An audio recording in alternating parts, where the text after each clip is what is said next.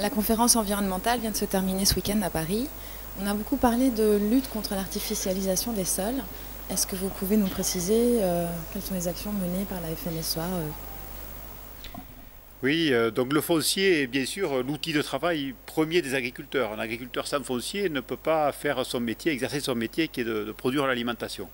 Donc c'est vraiment un souci pour nous, hein. Depuis 2008, la FNSEA mobilise son réseau pour effectivement avoir un regard particulier sur la consommation de foncier. Les chiffres du recensement agricole sont tombés, 78 000 hectares par an disparaissent par l'urbanisation, la construction, les routes, les voies ferrées, etc. Et c'est en augmentation depuis 40 ans, en augmentation incessante.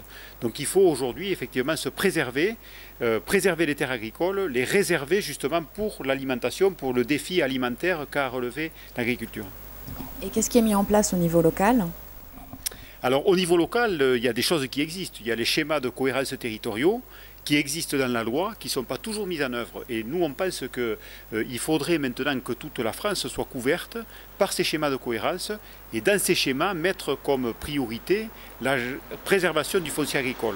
Là aussi, des outils existent dans la loi, il y a des zones protégées qui existent, il y a différents zonages qui peuvent être mis en œuvre. Il faut une volonté locale, il faut une volonté des élus locaux, c'est eux qui ont bien souvent la main sur ces dossiers-là.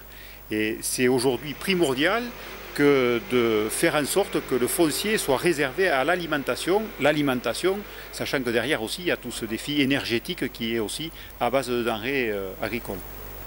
Est-ce qu'on a des exemples d'actions menées par des agriculteurs pour sensibiliser au foncier agricole et au grignotage des sols par l'urbanisme?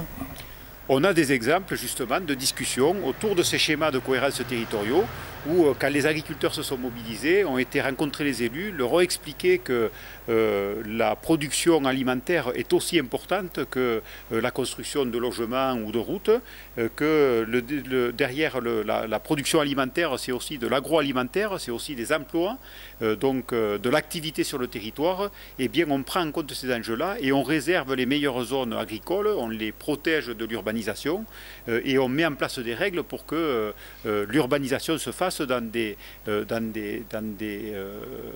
espaces plus restreints.